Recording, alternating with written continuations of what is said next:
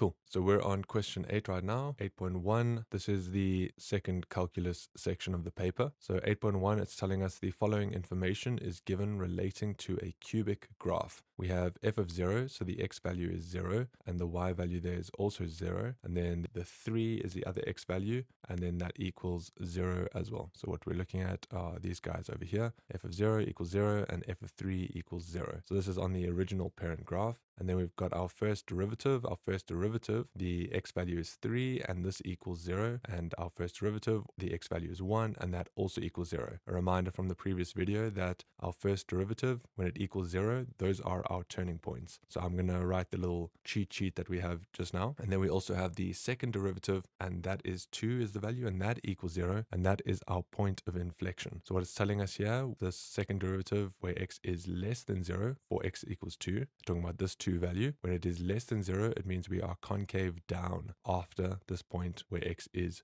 greater than 2. So I'll explain that now because that is our first question. It's helping us orient ourselves for 8.1.1, explaining the meaning of the second derivative where f of x is less than 0 for x is greater than 2. Okay, so our first derivative tells us our turning point. So we have our TP when that equals 0, and we also have our gradient of a point when that equals 0. Okay, so imagine a graph is something like this. Okay, when we take our turning point formula and we make it equal 0, we can calculate the x value for these 2 points because we turn it into a parabola that is sad when it goes like this. If it is going like this, then we turn it into a happy parabola is what we do once we've taken the derivative. And then one thing over here, this guy just isn't equaling 0. Our gradient of a point equals m of whatever tangent they're talking about. So if we have a cubic polynomial that looks like this, then we have a happy parabola. So this is the first thing here, because right now they're telling us on the original parent graph, let's imagine it's looking like this, because it is going to look like this, that f of 0 equals 0. So they're telling us that point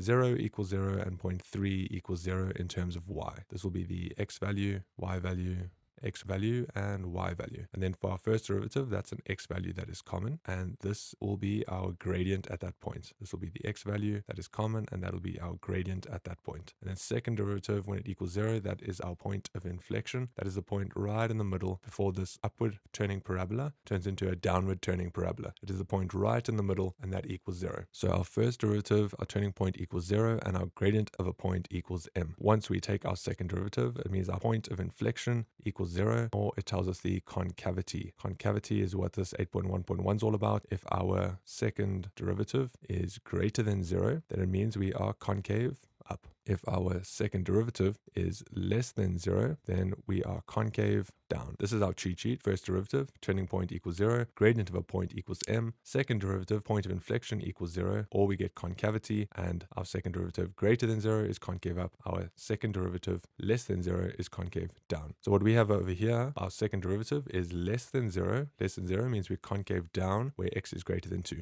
And that's all they want for 8.1.1. All we're doing is we are telling them that it is concave down. So at this stage, they want us to draw a neat sketch of graph f showing all relevant points. And this is where we have to interpret all of this. So I'm going to draw it over here at the bottom. So what it's telling us, let's interpret it line by line so we can check things off. F of 0 equals 0. The x is 0 and the y equals 0 on the original parent graph, which means we've got our 0, 0, chilling there. So we've dealt with this guy. Then f3, our x equals 3 and our y equals 0. So that means we're also over here, because a reminder that this is our x value and that is our y value. So we've just plotted both of these points of the original parent graph and we are good to go. Okay, so the first derivative where our x equals 3 and our gradient equals 0, a reminder that first derivative, our turning point equals 0. It's telling us that at 3, it also equals 0. So it's telling us that we have a turning point on 3. It's also telling us that we have a turning point at 1, but we don't yet know whether our turning point at 1 is down here or up here. So what we need to do is interpret this second derivative first, because it's telling us that our point of inflection is at 2.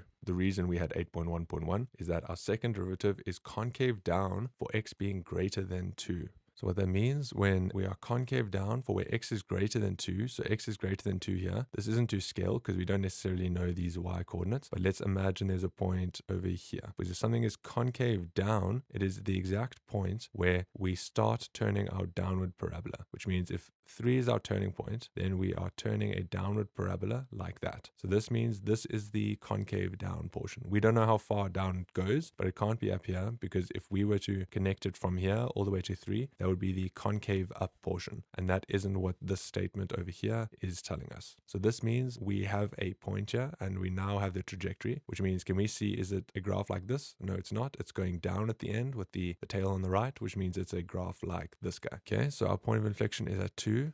Great. So this is the exact point in the middle where this graph turns from a upward parabola to a downward parabola. But then what we need to look for, we've plotted the one turning point at 3 over here equaling 0. But the other turning point for our first derivative, it equals 1, which means we are down here, and imagine it's something like this, where this is our other turning point. So we're going like this, and then as we hit 1, we shoot up, which means we have a turning point and a turning point. We've plotted these two guys, and we know the point of inflection right in the middle, and we have our general shape of our graph. That is something like this guy. Our point of inflection here, this guy is 2, this guy is 3 and 0. That is our turning point. Other turning point is 1, and then right here is 0, and 0 is the intercept on the original parent graph. Okay, so 8.1.3, it says determine the values of x for which the first derivative times the parent graph is less than 0, is negative. So that means one of these guys, this parent graph that we've drawn, has to be positive or negative, and then the other one has to be negative or positive. So a positive times a negative is negative,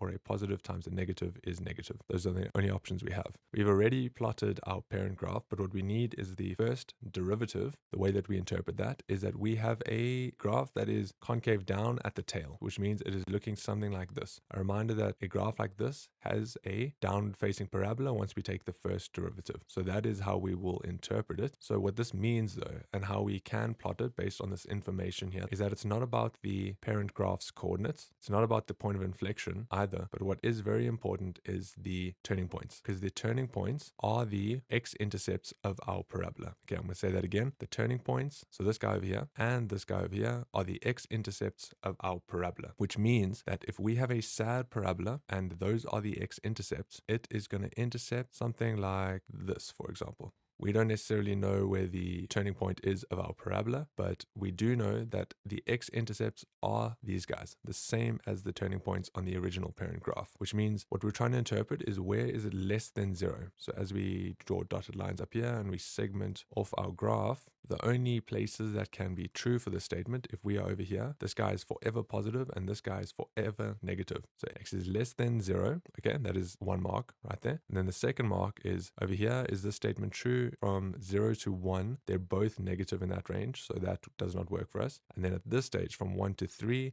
this guy is positive, our parabola, and then this original parent graph, our cubic polynomial, is negative. So this is true, positive, and a negative will give us a negative. So therefore, x is exactly in between 1 and 3. It cannot equal those points because then it will equal 0, and we do not have a little line underneath our inequality saying it is equal to 0. And then as soon as we cross 3 as well, they'll both be negative forever, which means these guys over here, this is our final answer. So now that we erased the parabola, 8.2, because we don't have to interpret it for this question. So it is further given that the graph f, the original parent cubic polynomial, passes through point w of 5 and negative 40. Okay, so we're somewhere around here, and is a very steep gradient. So we got 5 and minus 40. Okay, so not drawn to scale on the y-axis. Determine the equation of graph f and leave your answer in the form f of x equals px3 plus qx squared plus rx, where p, q, and r are constant values, which means we're just trying to solve for those values. Okay, so this is a 4-mark question over there. What we need to do, I'm going to start by writing out what they have given us. So we have that, and now we need to calculate p, q, and r. Okay, what we know is a common point